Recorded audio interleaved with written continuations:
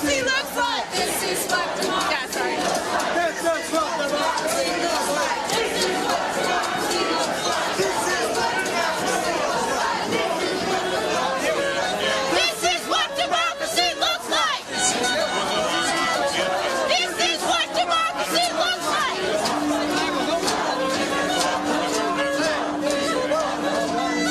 This is what democracy looks like. Welcome.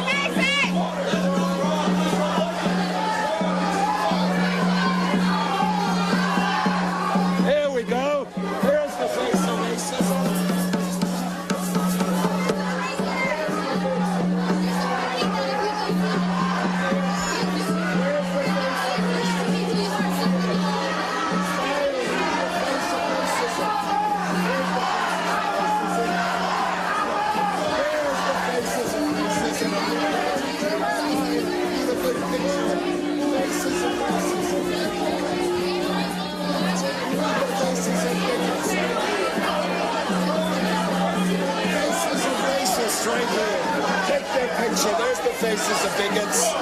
Right there.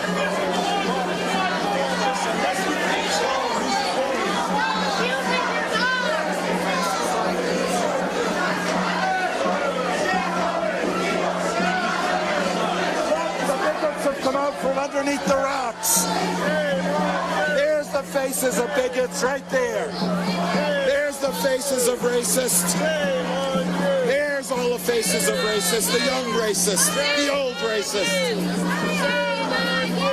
America for Americans.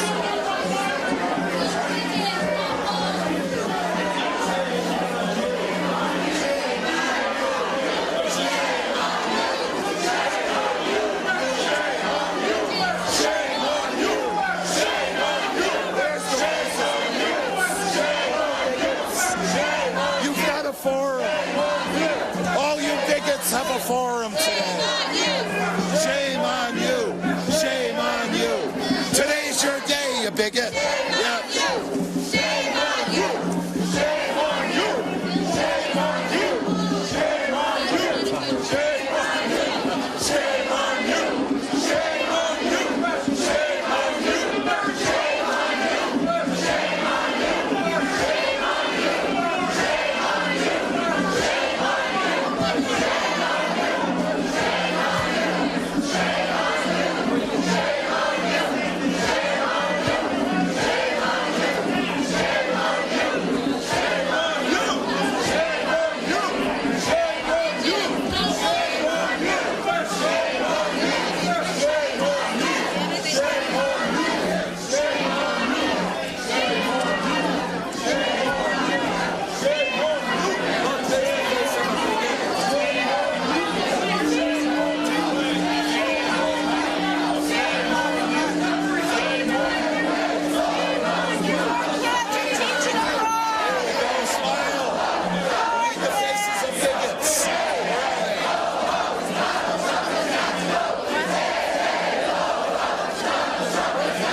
Pictures of bigots right here. Racist and bigots, smile. Racist and bigots, smile. You're on camera. Smile, bigots. Smile, racists. Smile, racists. Hey, bigots, give us a big smile for the camera. Bigots and racists, smile for the camera. Thank you. Here we go. This crowd is very representative of America. Bullshit.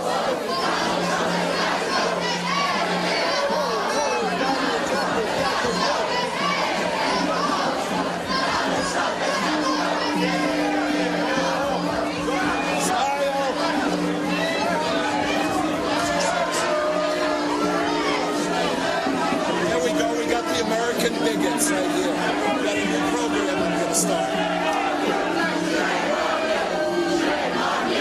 American bigots right here. Smile, American bigots. You're on camera. Here we go. Smile, you bigot. You're on camera. Smile, bigots. Smile, racist. There you go. That's the face of bigotry right there. Yo sé lo que quiero ser. Yo sé lo que quiero ser. Mexicano.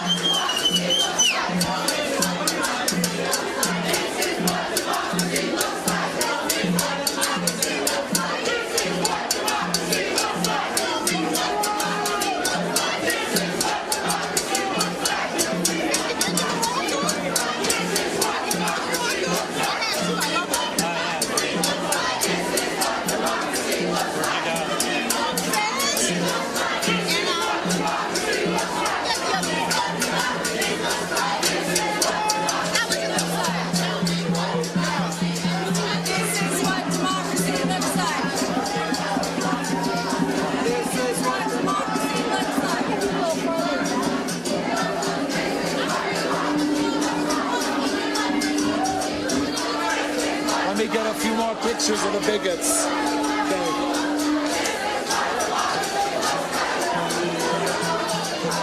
Thousand names in the cement all the way along that wall. Because I'll tell you what, it's time we build that wall. And a lot of people are saying, oh, Donald Trump's just saying this and saying that, you know, and oh, he's got a baby. I think it's good that he's got a baby.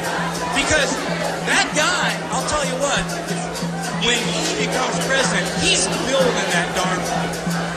Because he's not going to be able to take the criticism if he said he was going to build and he doesn't build. That wall's going up. And if there's one thing those of us in Arizona want, we want that darn wall built once and for all. So if you want that wall built, you guys got to do something. You got to go, not only if you haven't voted by early ballot yet, you got to make sure you get out of bed on Tuesday morning and you run down to your polling place and you vote. And you make sure you drag everybody in your family with you to the polling place and get them to vote for Donald Trump. You need to then go to work, and if you see somebody at work that hasn't voted yet, you need to give them a hard time. And you say, what do you mean you haven't voted yet? It's election day. Get your rear end down to the polling place and vote for Donald J. Trump for President of the United States.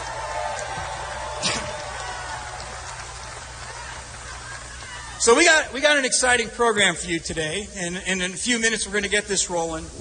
We got State Treasurer and Trump Arizona Campaign Chairman Jeff DeWitt, who's going to be here. We've got Governor Jan Brewer that's going to make an appearance, and we got America's toughest sheriff, Joe Arpaio.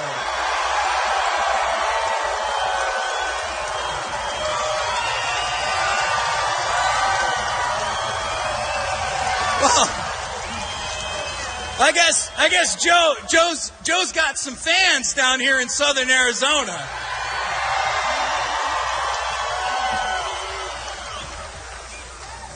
All right, so before we get started, I'd like to just do a few things real quick. How many veterans do we have out here in the audience today? All right, you guys know what it means to put your life on the line to protect this country. And Donald Trump knows that it's important to take care of our veterans. I, for one, my dad served in the military. I served in the military. And right now, my son serves in the 101st Airborne Division. And he is following that tradition. And the one thing I know Donald Trump is going to do is he's going to take care of our veterans. Because the guys that lay it on the line for this country need to be taken care of when they come home and their duty is done. With that, I also want everybody to give a nice round of applause for the law enforcement that are here today, that are doing an excellent job taking care of us here in our community. We got the Tucson Police Department, and they've got one heck of a tough job. So we got the Pima County Sheriff's Department, the sheriff's deputies. They're working hard for us. And as you can see, we got some Secret Service guys here, too, that aren't so secret. But we got... Thank them all for the wonderful job that they do. So we're gonna get things rolling. And first what we're going to do is I'm going to bring out somebody. We're going to do a prayer. We're going to bring the invocation. So I'd like to introduce to you Brother Roland Ramos, who's going to lead us in the invocation. Roland.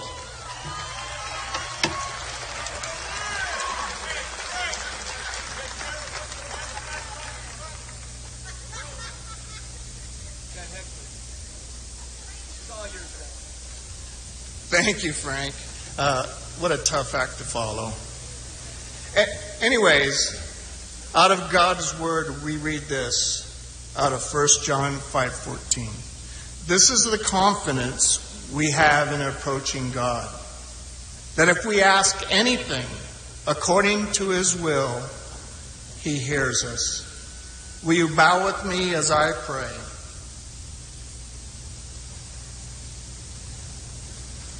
Gracious Heavenly Father, God of all creation, we come before you today to give you honor and glory and praise. You are worthy of our praise. We recognize you as the source of all that is good. You are the source of all of our blessings. We come to you with hearts of thanksgiving and thank you for the opportunity to come and gather together this day. We ask for your hand of blessing on this meeting, that we would leave this with a renewed spirit. We would come to you with hearts of thanksgiving and thank you for the opportunity to come and gather together this day. We lift up to you our brave men and women who serve this great country, protecting our freedoms and giving thanks for those generations of men and women who have gone before us and paid the ultimate price in order for us to enjoy those feelings. We ask, Father, as we leave today with a renewed hope for our country, a country in desperate need of healing and unity.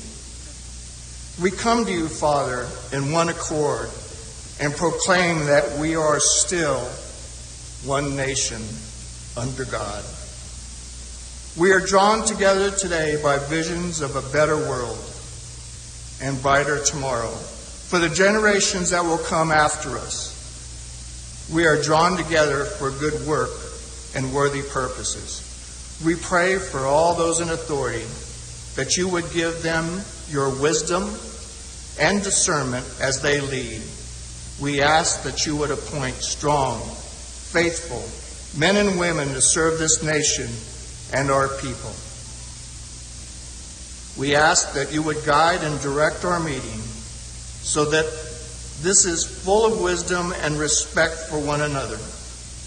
Thank you for helping us to accomplish this task set for us to this day. We ask all these things in your name.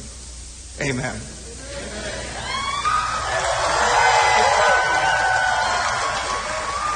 All right, now, if you would all join me in the Pledge of Allegiance as we honor our country and our flag. I pledge allegiance to the flag of the United States of America and to the republic for which it stands, one nation, under God, indivisible, with liberty and justice for all. All right. Hey, don't sit down. Don't sit down. I'd like to bring out now the beautiful and talented Brittany Boland, who is going to sing our national anthem. Brittany.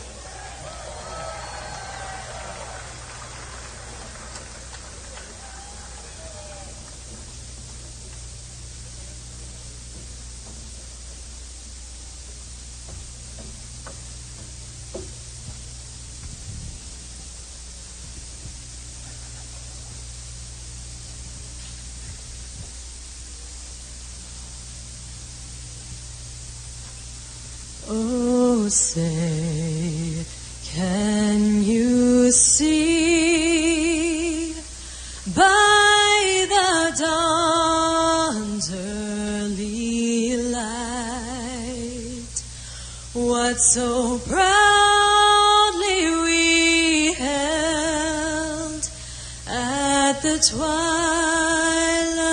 last gleaming, whose broad stripes and bright stars through the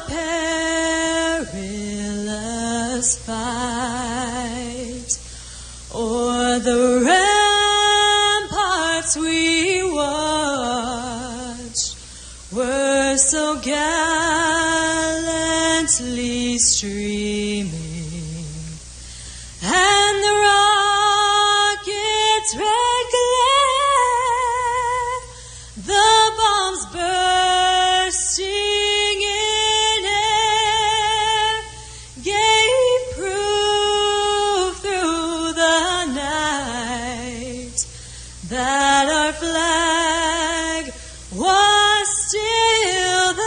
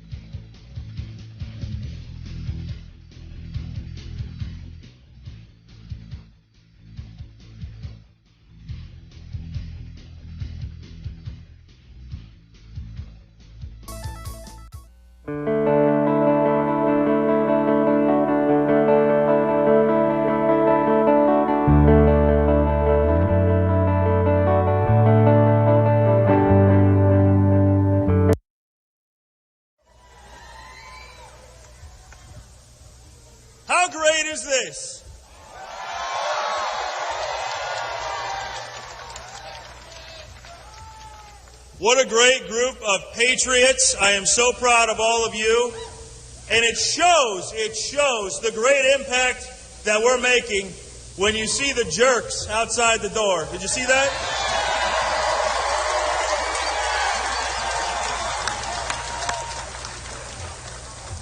But you know what?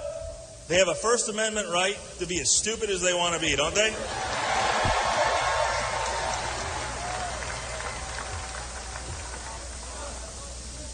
I am so proud of all of you. I love Tucson, as you know. Great, great town. I am so proud and so honored to get to talk to all of you today. It's such a neat event. I am the first statewide elected official in the country to endorse the greatest man to run for president, Mr. Donald Trump.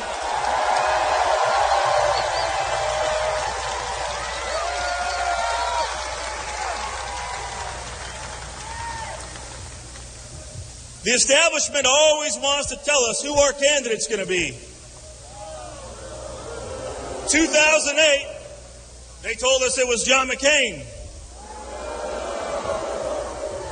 In 2012, they said, don't worry, we got this. Here's Mitt Romney. How'd that work out? So now, we, the silent majority, are silent no more.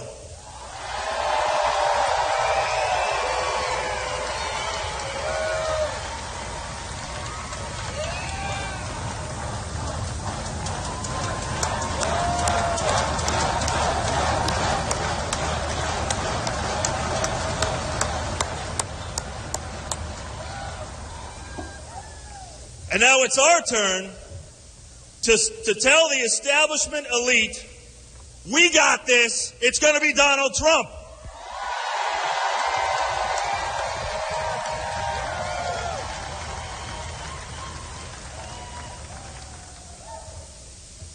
He's one of the greatest business minds our country has ever produced. For too long, Washington has been run by the longtime lawyers and politicians. And we're going to send them a businessman to straighten things out.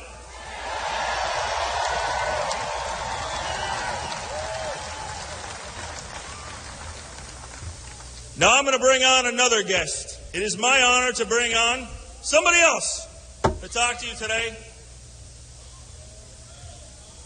The author of Scorpions for Breakfast.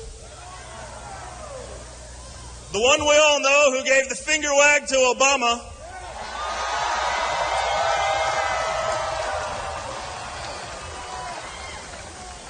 Obama, who come January, is going to hand the keys to the White House over to Donald Trump.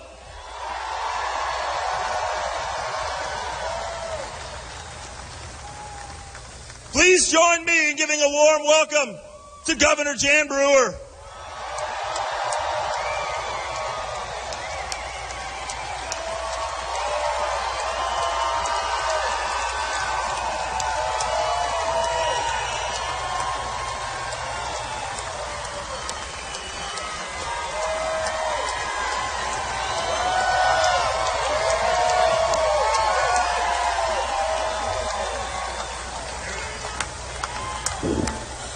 Well, hello, everybody.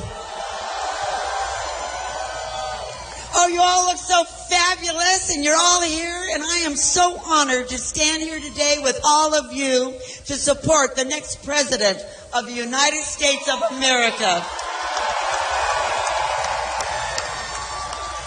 You know, Mr. Trump has been on the stump, and he's been out telling his story and talking about the things that he's going to deliver, because we all know that our federal government has failed us miserably. Well, now we've got a candidate and the next president that will listen, and he will move forward and do what the federal government is supposed to do. He will govern, and he will fight for us, and he will protect us.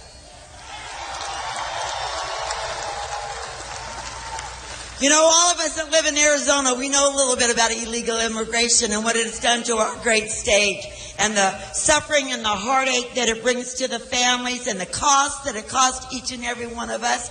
And we, all of us, believe in the rule of law. We come legally.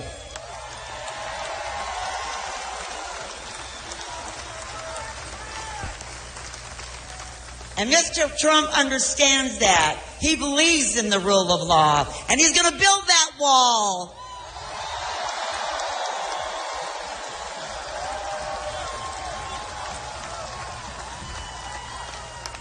And he's got policies that's going to really grow economic development and create jobs. And he's going to restructure the tax structure for you and I.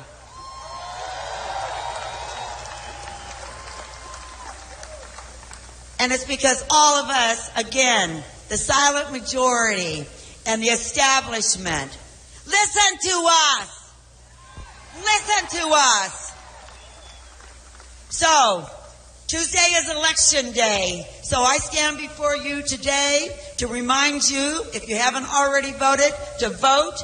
And if you've already voted, tell a friend. Make sure that you get them to the polls. We need a great turnout. We need to win Arizona for Donald Trump.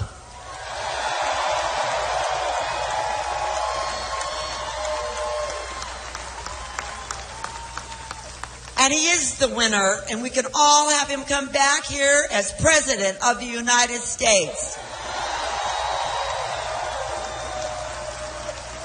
And on a little side note, let me remind you, and let me remind the establishment, that he's had 2 million more votes cast for him to be president than any of the other candidates.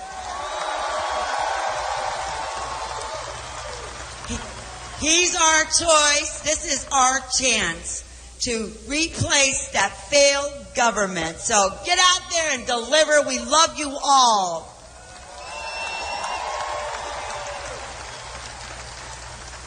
Now I would like to introduce you to America's sheriff, who knows all about immigration. A great guy.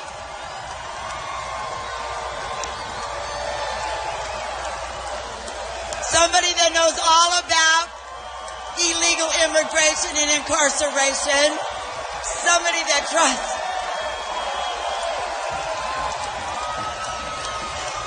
Let's all welcome Sheriff Joe Arpaio.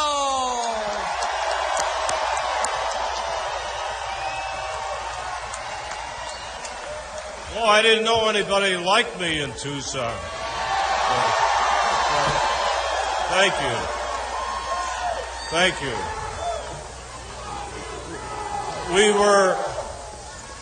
We were just in my hometown, Fountain Hills, Arizona, with Donald Trump. I think about 15,000 people showed up, and thank you for your crew.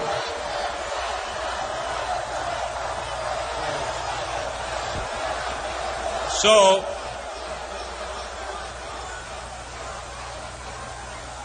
that happens to be my hometown, and I happen to be the sheriff for doing the law enforcement there. Now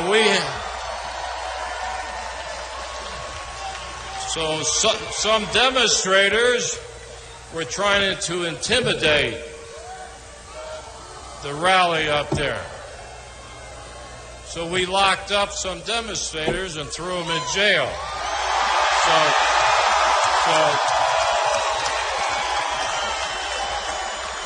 Now I hear there's some demonstrators outside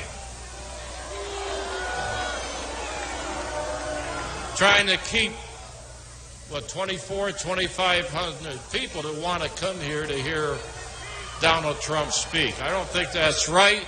Where's the First Amendment? Actually, I think I'm going to, after this, go out and pay a visit to him.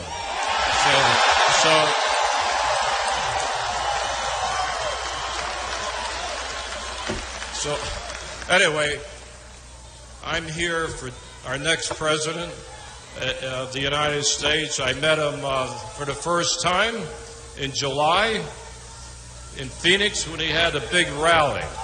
Remember, July. I was very impressed with that meeting, and I endorsed him. I will continue to support him. You know, I covered the border in Mexico City and Arizona for 35 years. So I know where the border is. I've been through all this.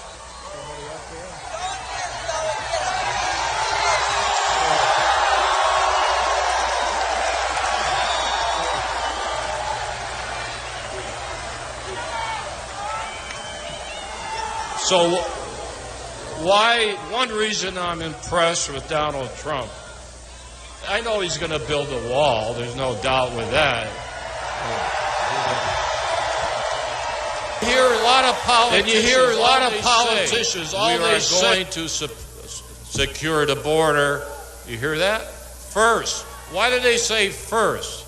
And then we will look at comprehensive immigration. You know why they say first? Because unfortunately that border will never be completely secure. Come on. So they say that because they don't have to address all the illegal aliens here in this country. Wait till we secure the border, then they'll look into it.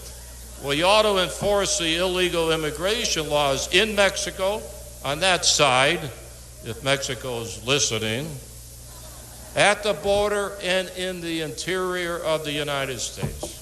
If they are here illegally, they should be deported.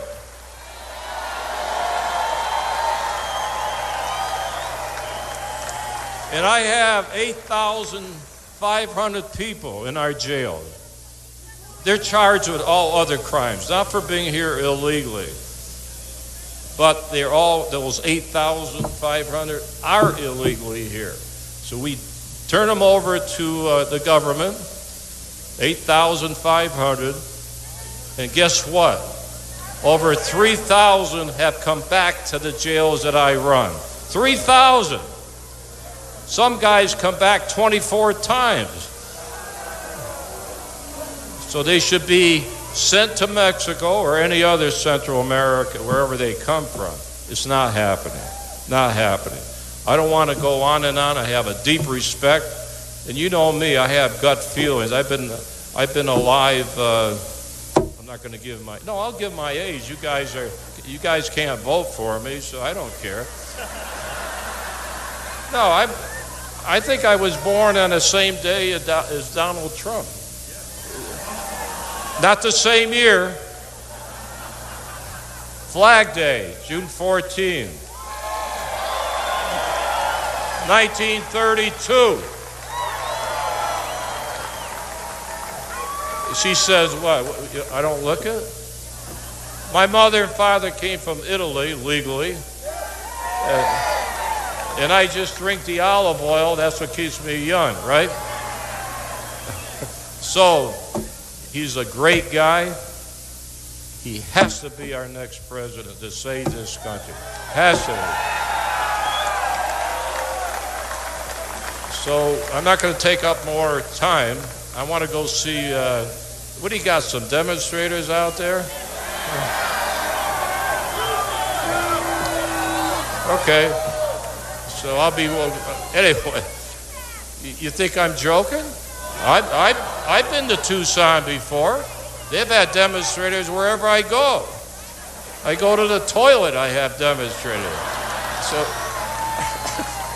So I'm going to, maybe they'll give me some food. Anyway, I want to introduce the next president of the United States. Donald Trump.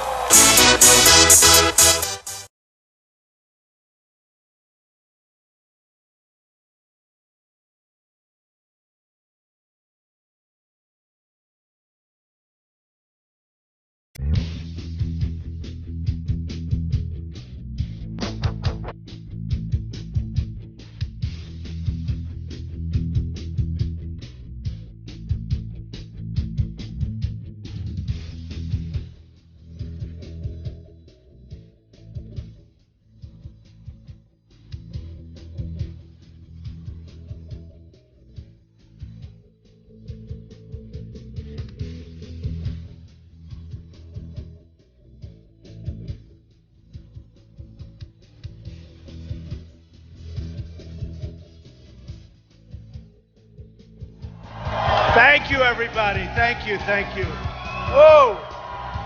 I'll tell you what.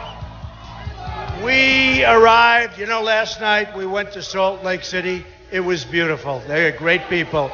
And we had no problem whatsoever. We don't have problems. And the little problems we have are very minor. Nobody gets hurt. But you watch the media, it's like, we don't have problems. And it's been amazing. But we were in Salt Lake City last night. We didn't have one peep out of the audience. They were so great. It was such an amazing group of people. So amazing. And then Joe actually said 15, probably 21, 22,000 people. We were over at Fountain Hills. And I have to tell you, so I heard there were going to be protesters. Oh, you have a protester down there? That's okay. That's okay. Oh, that's okay.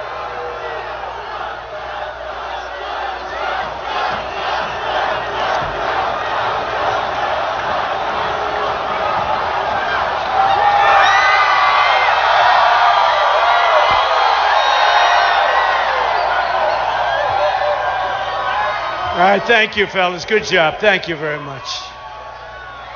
We love our protesters, don't we? So we were in the Phoenix area. It was incredible. 21,000 people, and I want to tell you, it was a love fest. Not a peep. Everybody loved it. They're getting a little television now. They're going to get a little television. They'll get a little television so their mom can say hello. It's unbelievable. You really ask yourself, what are they doing? What's the purpose, right? What's the purpose? We want to have a strong military, right? We want to take care of our vets. We want to do things. We want to have great jobs. We want to have a beautiful family and home. I mean, we want the same things, I think. So I don't know what they're doing, but they're having fun. They're sent in, to a certain extent, I hear, by Bernie, but he's gone now. And Hillary, she should be gone, but she'll probably be allowed to run, right? And no, she'll probably be allowed to run, and she shouldn't be allowed to run. So let me tell you a little story. Outside, right now, as big as this crowd is, right now we have 2,500 people, 2,005 that can't get in because there's a line that's formed and it can only be single file. And it's so unfair to these people because a few protesters are making it so it's a very narrow passageway. And they said, should I wait or should I start? And I hated to start, I'll be honest with you. But, it was very interesting with Sheriff Joe.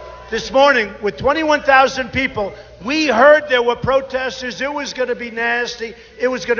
So they blocked the road. They chained themselves to the cars. There were about 50 of them. But listen to this. What Sheriff Joe did, he said, get up, get out. They didn't. They cut the chains. It took like 2 minutes. They cut the chains. They arrested 3 people, and everybody else left. Right? They left.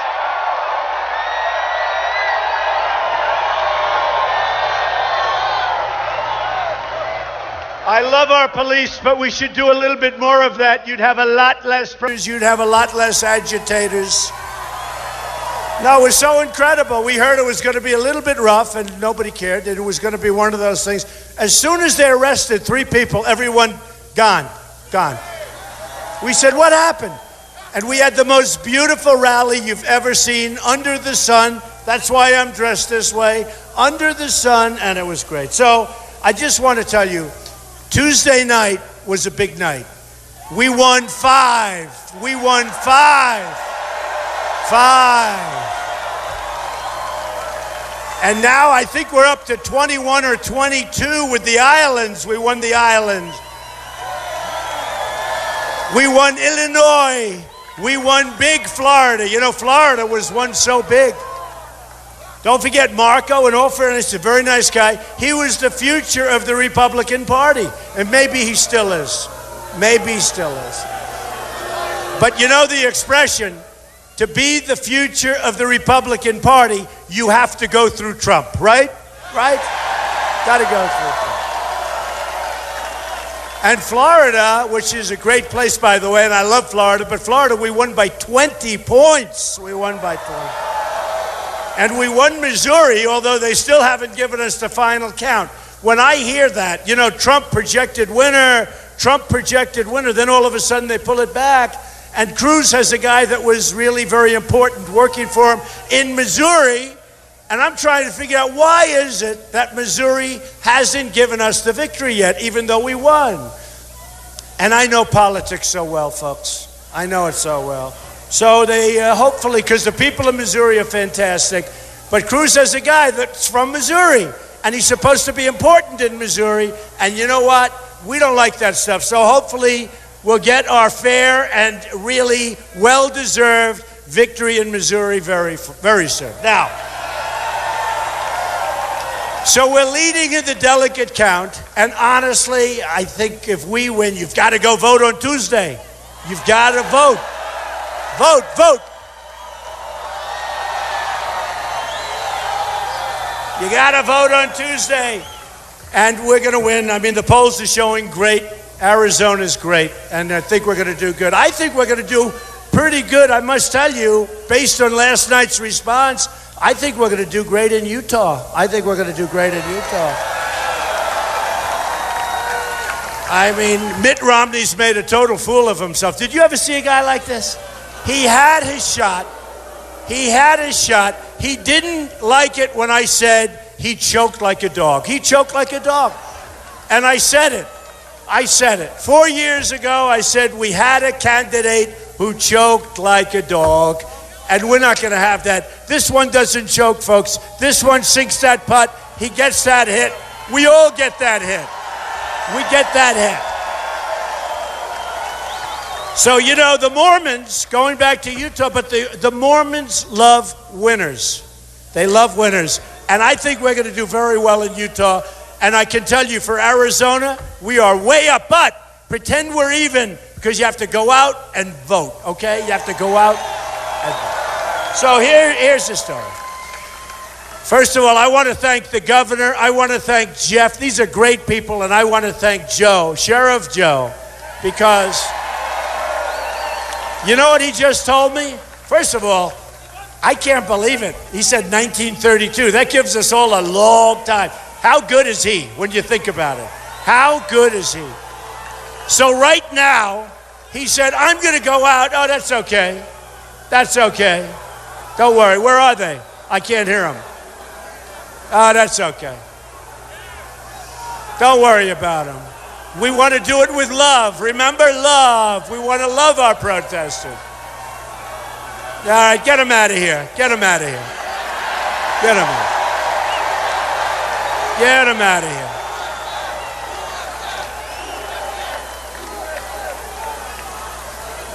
There's a disgusting guy, puts a Ku Klux Klan hat on. He thinks he's cute. He's a disgusting guy.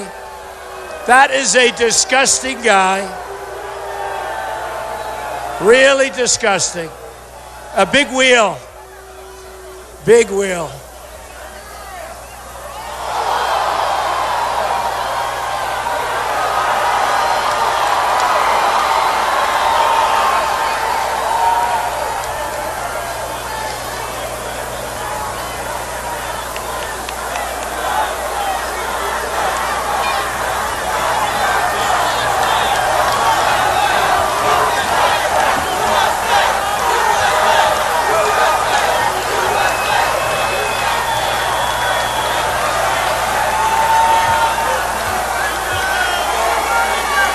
I tell you, folks, that's a disgrace. You know, they're taking away our First Amendment rights. They're troublemakers. They're no good. And we better be careful. We've got to take our country back, folks. We've got to take our country back. Very simple.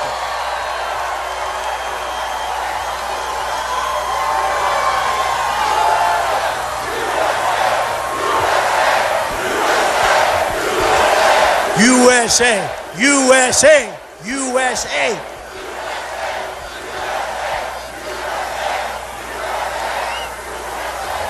So anyway, the people are piling in. I just didn't want to keep you waiting any longer, and I wanted you to know what's going on. Think of it. 2,500 people standing outside, can't get in. They're being blocked by a few people, and it's disgraceful. I want to tell you, it's disgraceful. So they'll come in as we're talking, and they'll start, and we love those people out there. We love them. We love them. Let me tell you, folks, illegal immigration is going to stop. It's dangerous. It's terrible. We either have a border or we don't. And if we don't have a border, we don't have a country. Remember that.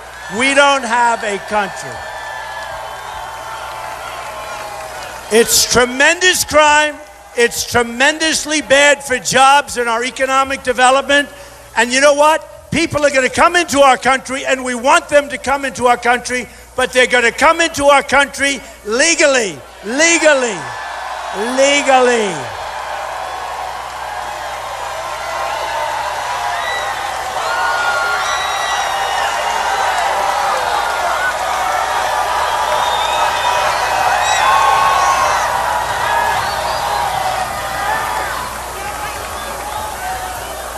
And we are going to build a wall, a real wall, a major wall. We are going to build a wall. And are you ready? Who's going to pay for the wall? 100%. 100%. Mexico is going to pay for the wall. You know, right now, we have a trade deficit with Mexico of $58 billion a year. The wall is going to cost $10 billion to build. Really easy. When I say they're going to pay, that's going to be really easy, folks. Really easy, okay? These politicians like Cruz, they come up.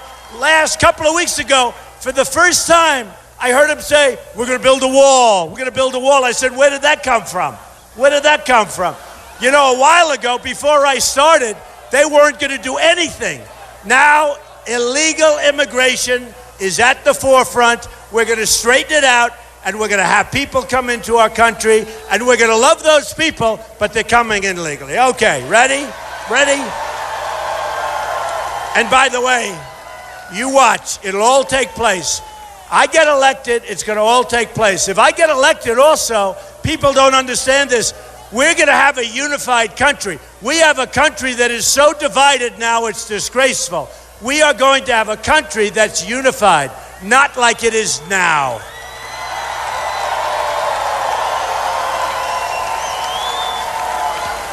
Now, I want to read you a little something from the great Al Wilson.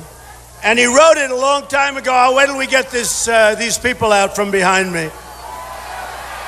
But I think it really says something. Go ahead.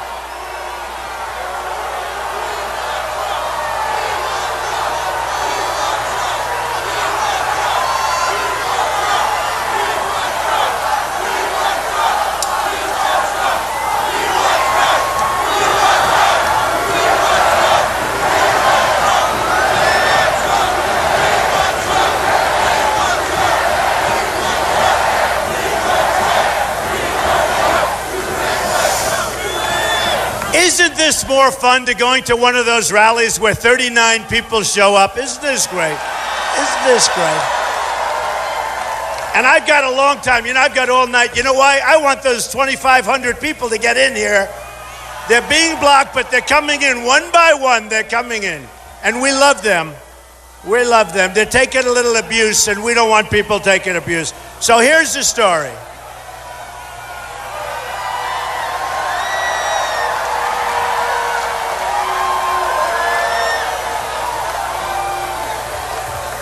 All right, get him out of here, please. Get him out. Get him out.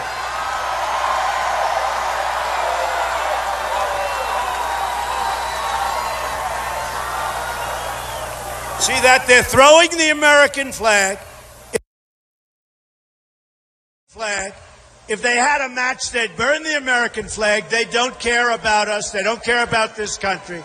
These are not good people, folks. These are not good. They're throwing the flag all over the place. They think it's cute. The other guy's wearing a Ku Klux Klan outfit. He thinks it's wonderful. These are bad people, I'm telling you. And they're not really protesters, they're agitators. And if Sheriff Joe was here, they'd be in jail already. I want to tell you that. They'd be in jail a long time ago.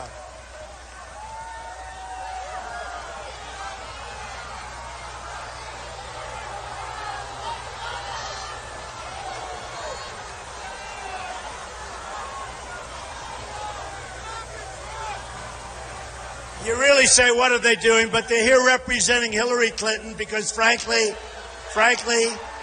the last person she wants to run against is Donald Trump. Believe me, folks. Believe me. Believe me.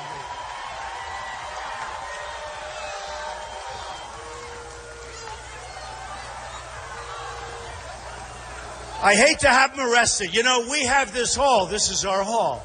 And we could have them arrested. Really, they're trespassing. You do that, you ruin their lives. Who wants to do it, right? Who wants to do it? You ruin their lives. But get them out.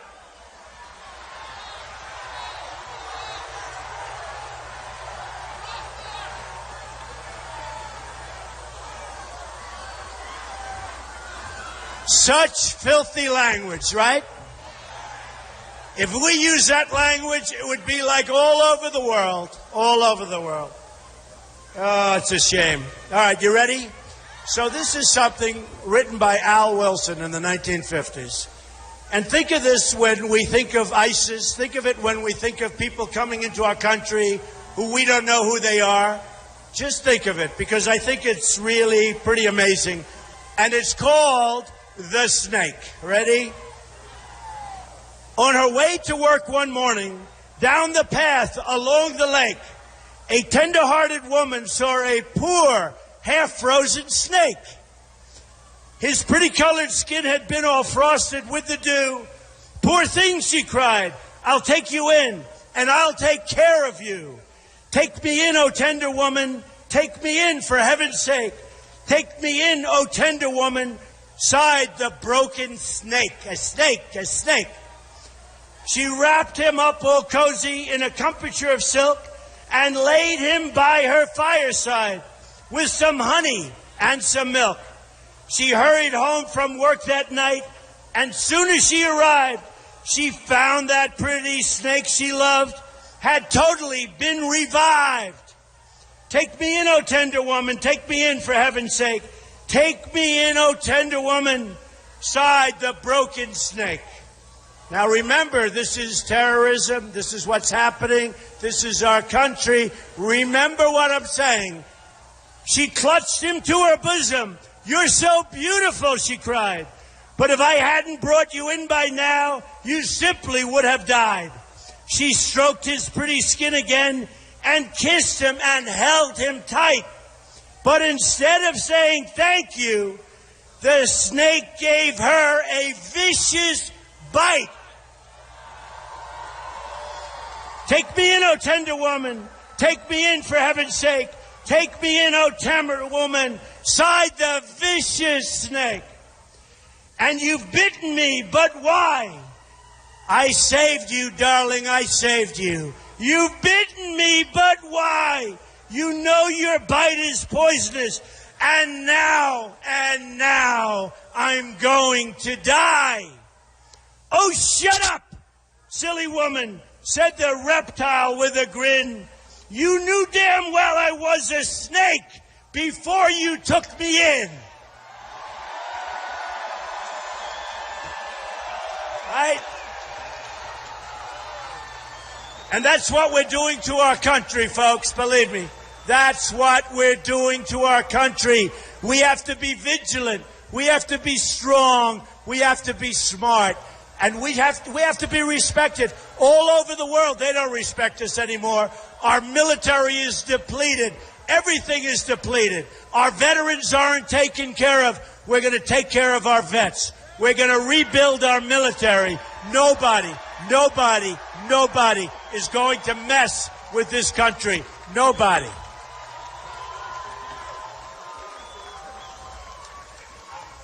So when I started this quest, and believe me, it takes guts to run for president. I've always heard if you're a successful person, you can't run for president. And I said, I don't know. I'm looking at it. And by the way, we've done pretty well. We're leading every single poll. Every single poll. Remember when these characters in the back, they said, Donald Trump has just hit 11. He's plateaued. Nobody's going to vote beyond that. Then the next week we hit 16. Then we hit 19. Then we hit 24. Then we hit 32. Well, now we're hitting 53. Now we're in the 40s and the 50s. Remember this, when they were saying that, I had 17 people. We had 17 people. So when we're at 24 with 17 people, that's like, what is that, 75 or 80 or something? So now we're down to 2 left for me, 2 left. I call them the leftovers, right? 2 left. We have 2 people left.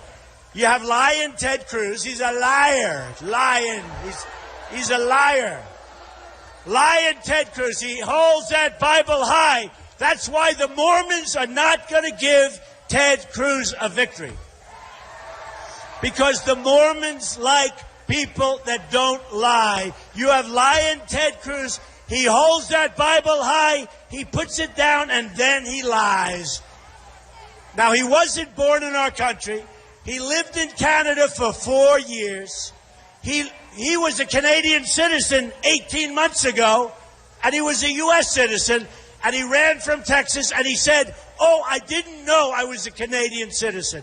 And he didn't know that he had loans with Goldman Sachs and Citigroup, and he didn't report the loans, and he should have, because he comes out against the banks, and he's borrowing from the banks. So what does that tell you? It tells you he's a liar, okay? He's a liar.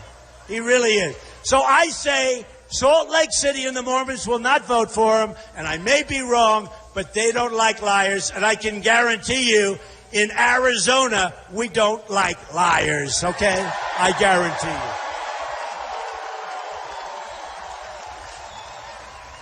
So Ted and Kasich, I don't think Kasich's a factor here, but we'll say it anyway. They're bad on immigration, very weak. They're bad on a lot of things. Kasich approved NAFTA. NAFTA is the group that took your business away. That was one of the worst trade deals ever. Kasich approved it. Right now, Kasich and Cruz are voting for TPP, which is going to be worse than NAFTA. So here's the story, folks. I will do a great job. I will work for you. I'm self-funding my campaign. It's being self-funded. I'm not taking hundreds of millions of dollars from all of these guys, and once you take the money, they own you. They own you 100%. I'm working for you, and I'm working for you.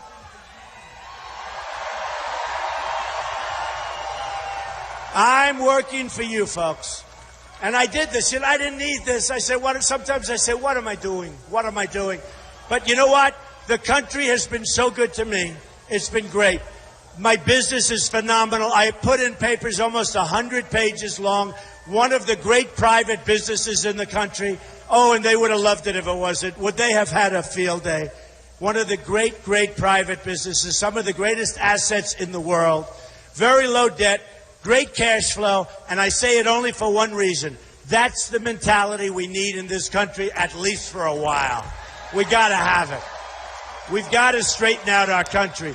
We owe $19 trillion in debt. The $19 trillion is going up to $21 trillion. We've got to straighten it out. Trade with China, trade with Japan, trade with Vietnam and India and Mexico. We lose everywhere. I have the greatest business people in the world. They've endorsed me. Carl Icahn, you know. Many of the great business leaders, they are the greatest business people in the world. They will negotiate our deals, folks. No more political hacks that don't know what they're doing. They don't know what they're doing. We're getting rid of the political hacks. We're going to have the greatest negotiators in the world. People that studied religiously the art of the deal, right? That's what we have. We won't have an Iran deal where Iran gets $150 billion and we get nothing. We get nothing. We get nothing. So that's not going to happen. By the way, there's a deal, just speaking of deals, one of the dumbest deals I've ever seen negotiated. We should have had our prisoners out long before we went any further. We shouldn't have started the negotiation. And if they didn't release our prisoners, we should have doubled up the sanctions. They would have been out immediately. Phase 2. We should have never, ever in a million years given them the $150 billion. You don't do it. So that deal is done. We are going to scrutinize that deal. I will do numbers on that deal. You will be so proud of me, folks. We will do numbers on that deal like you wouldn't believe. Like you wouldn't believe. So we're going to negotiate new and great trade deals. We are going to negotiate deals all over. Everything we do, you know, look, I say it all the time. We don't win anymore. Everything we do, we lose at. Deals, trade, military, we can't beat ISIS. We will knock the hell out of ISIS. We have to. We have to. We will knock the hell out of ISIS. Believe me. And then we're going to get back to rebuilding our country, which is falling apart. We've spent so much money in the Middle East. We have nothing to show for it. We're in worse shape now than we were 15 years ago in the Middle East. And we've spent probably $4 billion, $4 trillion, maybe more than that. We have nothing to show for it. We have to get back to rebuilding our country. And we want airports. We want great roads. We want trains that go 300 miles an hour like China has. We want infrastructure. We want our hospitals to be great. We want a country that works again. Our country is not working. And you know what? We want jobs. We want our jobs back. We want our jobs back. I want Apple to build their products in the United States, not in China. So this all began on June 16th, and I came down the escalator with my wife, and I said, we have to do it. Not that I wanted to, we have to do it. Because just too many things are going. We're going to lose our country pretty soon. This stuff keeps going. We're going to lose our country. And it started off with trade and borders. That was my first thing. Remember, I talked about illegal immigration. And because I did that, it's become a big subject, and now everyone realizes I'm right. You had the killing of Kate in San Francisco, the killing of Jamil, whose father's become a great friend of mine, a young, incredible guy shot 3 times in the face by somebody that wasn't supposed to be here, who was here illegally. The killing of the veteran, a female, a woman, 65 years old, raped, sodomized, and killed, and thousands of others. And it's not going to happen anymore, okay?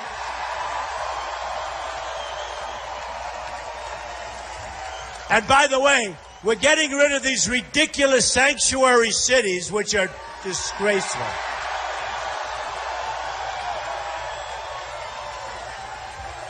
You know what the word sanctuary is? That's a place where they harbor. They go for safety. They go for security. Criminals go to these sanctuary cities, and you practically can't do anything about it. It's over for sanctuary cities, folks. Over.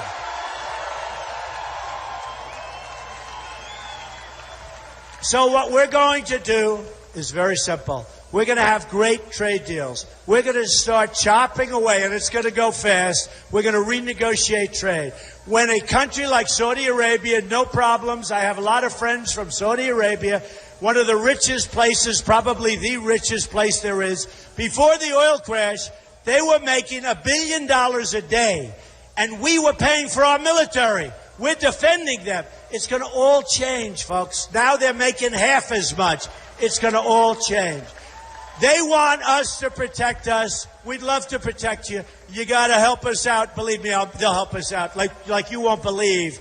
They wouldn't be there if it wasn't for us. Countries like South Korea, I order thousands and thousands of television sets a year. They come from South Korea. I'd like to order them from here. They don't make them in the United States. Remember Sylvania, General Electric, they don't make them here anymore. So here's the story. Every time North Korea, he raises his head, we immediately send our ships, send our planes, millions of dollars, billions and billions of dollars. We protect South Korea. We get nothing. Practically, we get nothing by comparison. So here's the story. People want our protection. I think that's great. We want to help people, but we have to be reimbursed. Do we agree? We have to be smart. We have to be smart. When a country like Saudi Arabia is making $1 billion a day and we're keeping them alive, we have to be protected. We have to be reimbursed. And we're going to be. And by the way, it's a very, very easy negotiation. So we protect Germany. I'm sure they'll help us out. We protect Japan. Nobody even knows this. I'm sure they'll help us out. And you know the funny thing? I'll end up having a better relationship with these countries than we have right now, and every single one of them is ripping us off, okay? Every single one is ripping us off. So the greatest of all is China, what they're doing to us in trade. And you know, when Jeb Bush, when I was fighting him, don't forget, 17 people, I've gotten rid of 15, and now we're down to just the final 2. Final 2. Isn't that nice? And my wife and my daughter say, please, darling, please, please. My daughter Ivanka. Did anyone hear of Ivanka? She's great. So my daughter Ivanka, my wife Melania, they say, please now act a little more presidential. I said, I can't until I finish my victory. I'll act presidential. But we've got to have victory. We don't want to be a Mitt Romney stiff. He was a stiff. He didn't fight. Something happened to him. That last month he disappeared. What happened to him? Say what you want about Obama. Obama went on Jay Leno. He went on David Letterman. He went all over the place. He was on television. I'd call up Romney's people. I'd say, you got to get this guy out. Oh, no, I think we're doing very well. You're not doing well. I can feel it. I got something where I can feel it.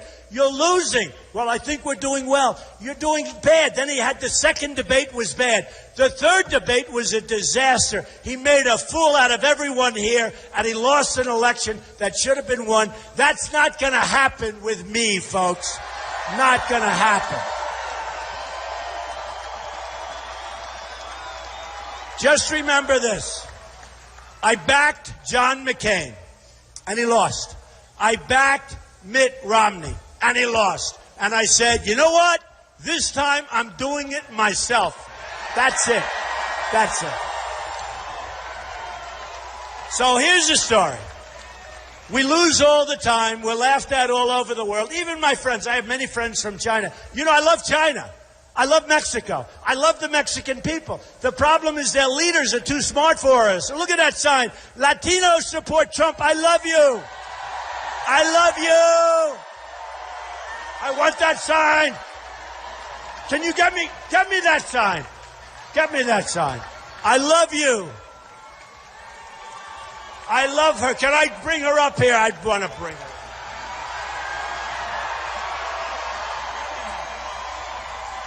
Let me have that sign. Oh, look at that. Latinos! I love you, darling. Come on over here. Get her up here. And that's not one of those Bernie signs that's made by a printing press where they hand it to the protesters, right? That's not one of those. Oh, another beautiful, beautiful. Look at all the Latinos. Thank you, darling. I love that. That means so much to me. Come on, bring her up.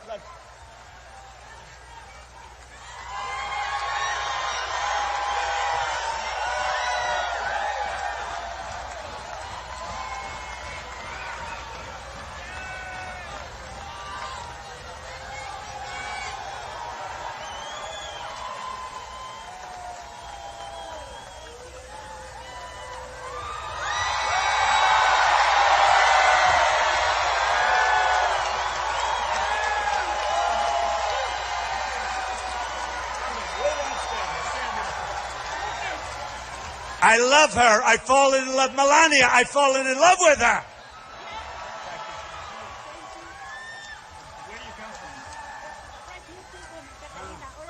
Beautiful, beautiful. Thank you. Thank you so much. And I'll do a great job. Believe me. Thank you. She wanted to jump. I said, no, take the stair.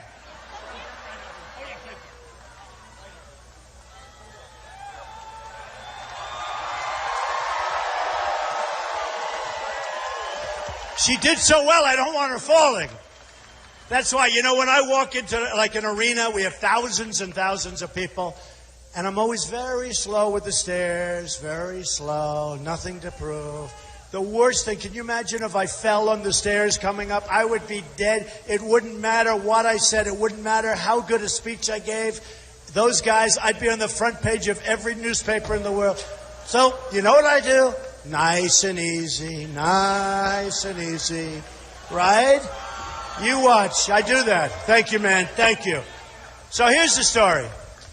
We're going to get rid of Common Core. We're going to bring our education local. Okay? Our education in this country is a mess. We're 30 out of 30 in the world. You have Norway, Denmark, Sweden, China, Japan. You have a lot of countries. And then in terms of cost, per pupil, we're number one in the world by far. Second doesn't even exist. So we're last on the list, but we're the most expensive. We spend more money per pupil than anybody else by far. We're going to change it, folks. We're going to change it. It's a system that's not working. We're going to change it. We're going to bring education to your great community. We're bringing it to Tucson. We're going to bring it to your communities. Number one, you're going to save money. Number two, you're going to see a huge improvement. So that's going to be that. We're getting rid of Obamacare, and we're replacing it with something so much better. So much better. Okay? It will be so much better, so much less expensive, and just better in every single way. It'll be portable. We'll have so many different things. And by the way, you'll have choice. You'll have lots of different choices. Obamacare is a disaster.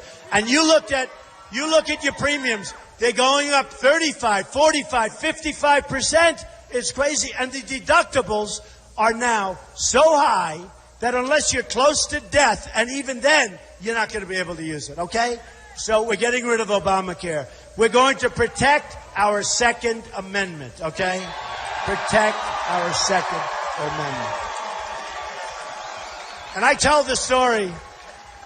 Paris has the toughest gun laws in the world, just about. The toughest in the world.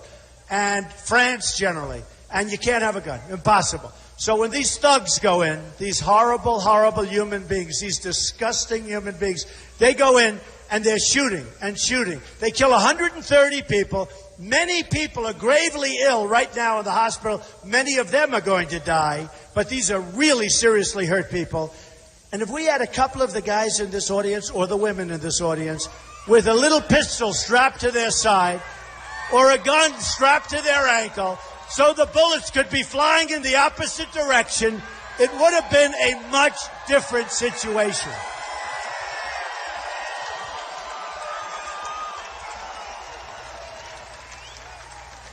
So here's the story. I feel so badly because the people are still coming in. I feel so badly for those people. I'd like to go see them and hug them and kiss them. I love these people. I feel so badly for these people. Can you imagine? They're being restricted from coming in, and then we're going to be known as the bad guys. We're going to be known as, oh, isn't that terrible? Isn't that terrible? It's a disgrace. I'll tell you what. It is a disgrace, and people don't talk about it. Last night I saw a couple of people, a couple of protesters from Salt Lake City. Why are you here? Why? They put a microphone in, trying to build them up. And they go, I don't know. I don't know. They didn't know why they were there. Okay? Give me a break. Okay? Give me a break. So here's the story. So I apologize to the people that are coming in. I just have to apologize. You know what I'll do? I'll come back, and you guys won't come, and we're going to let just them come. Is that okay? Right? But I'll come back. I'll be back. I'll be back here a lot anyway. I suspect over the years, maybe I'll be back a lot. Now, if I lose, maybe not so much, right? But if I win, I will remember the people of Tucson. I will remember the people of Arizona. I will remember the people of Arizona. So look, here's the story. Here's the story. We have a big, big movement going on. Time magazine on the cover all the time. It's a movement. They say, I don't know, they're saying it, not me. In the history of politics in this country, there has never been anything like what's happening here. I mean, forget this great group. And don't forget, we set this up like yesterday. And we have thousands of people outside trying to... We set this up yesterday. You know that if a guy like Cruz or Kasich came in, or Hillary came in, if you had 200 people, it would be a lot, right? It would be a lot. They'd be using a conference room in some hotel. So here's the story. Here's the story. Our country loses at everything. We lose with our military. We lose with our vets. Our vets are just going to be treated so good. That's one of the things I'm most looking forward to straightening out. We lose with education. We lose with Obamacare and health care. We lose with Obamacare. We lose on the border. We lose with no wall. Nothing, none of this stuff. Look, I know these politicians. They're all talk. They're no action.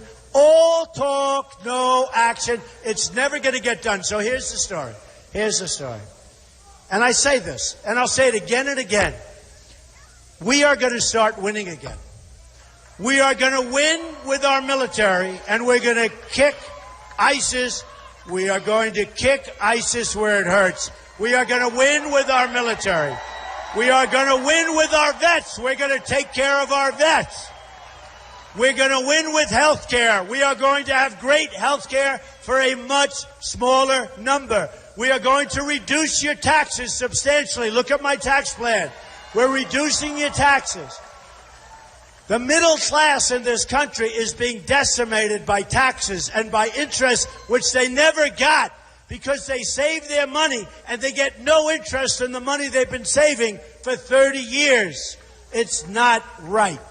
So we're going to save taxes. We're going to make taxes so that businesses get back to work. We're going to take our jobs back from China, back from Mexico. We're going to take our jobs back. I'll give you one example. You read about Carrier Air Conditioning Company. They're moving to Mexico. I'm going to say it quickly because a lot of you have heard it before. And a lot of these stupid people, they say, I'm a conservative, by the way, but they say, he is not a conservative. Do you remember Jeb Bush? He is not a conservative. Who cares? Who cares? Number one, I'm a conservative, but who cares? We want to be smart. So they'd say, because I'm a free trade. Look, I believe in free trade. But to have free trade, we need smart people at the top that know how to negotiate. We don't have those people. We don't have those people. We've got people that don't have a clue. We've got people that shouldn't be there. They got there because they gave campaign contributions to these people that I negotiate with and these people that I'm against. So here's what's going to happen. We are going to change things so radically, but nicely, not rough, easy. I will get along better with China. I have a great relationship with China. I've made billions of dollars dealing with China. The Bank of America building in San Francisco, 1290 Avenue of the Americas, one of the biggest buildings in Manhattan, biggest floor plates in Manhattan. Sell condos so many condos, tens of millions of dollars. I have the biggest bank in the world. It's from China, a tenant in one of my buildings, okay? We're going to do great with China. We're going to do great with Japan. They send their cars. We send them nothing. They send those cars. We send practically nothing. It's going to end. It's going to end. It's called imbalance. It's going to end. It's going to end. We can't take in millions of cars and we send them wheat. And they don't want the wheat.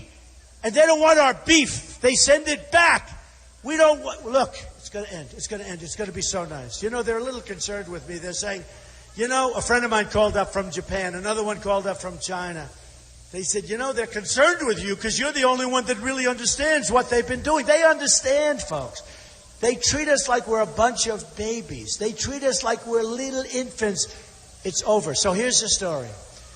We're going to win on trade. I'm going to tell Carrier, enjoy your beautiful new factory, enjoy your beautiful new plant in Mexico. But now we have a wall and we have a border, and every single air conditioning unit that you send across that border, you're going to pay a 35% tax on, okay? 35%.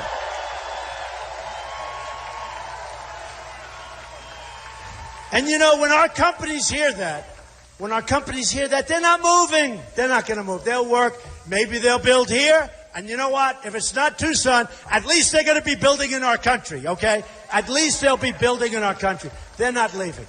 And you know, I went to the best school, the Wharton School of Finance. And you don't have to go to Wharton to realize what we're doing now is no good. You know, we just lost Pfizer.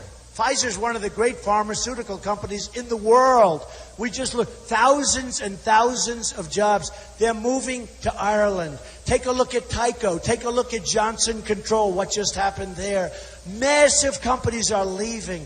Then they'll make their product and they'll sell it into our country. And because we're free traders, we won't charge them any tax. Because we're free traders. Because we're free stupid traders. I'm a free trader. I love free trade. But we have dumb people running our country. We can't do it right now. Maybe someday we'll be free traders. But right now, we have to keep our companies from leaving. We have to keep our companies from taking all these jobs and giving up all these jobs. So here's what's going to happen. I guarantee you, as sure as you're standing there, I guarantee you, Carrier will call and say, Mr. President, we're not leaving. They're not leaving anymore. And companies aren't going to leave if they know that's going to be the penalty. We can't be the stupid, stupid country anymore. We're not going to be. We're going to be the brilliant country. We're going to be a country that people respect again.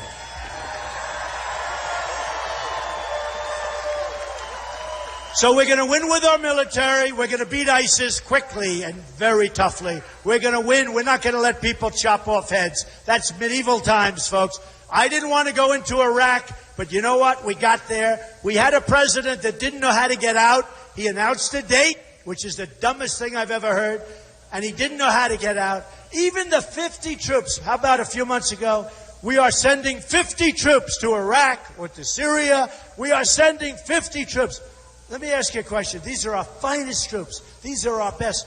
Why do you have to tell the enemy that they're coming over there? Now there's a target on their back. We have to be unpredictable. We can't be so damn predictable. Don't tell them we're sending 50 troops. Don't tell them. So here's what happens. Can you imagine that? You're one of those troops and you want to get over there. And frankly, you want to sneak over there and you want to do it quietly. And you're really at the highest level in the Marines and the Army and the Air Force and the Navy. But you're one of these great, really incredible troops. And you got a president saying we're sending 50 troops over there. And it doesn't even sound good because 50 is not exactly a scary number, right? But these are the elite. And now these 50 troops have a target on their back because we have a guy that wants to tell the world that we're sending 50 innocent, wonderful people over there. We have to be smart. We have to be smart. We have to think like General George Patton. We have to think like General MacArthur. We have to think here, here, here. So we're going to win with our military. We're going to win for our vets. We're going to win with education. We're going to win at the border, and we're building the wall, and Mexico's paying for the wall 100%. 100%. We're going to win at every level. We're going to win with the education. Got to win. We're going to win at every single level.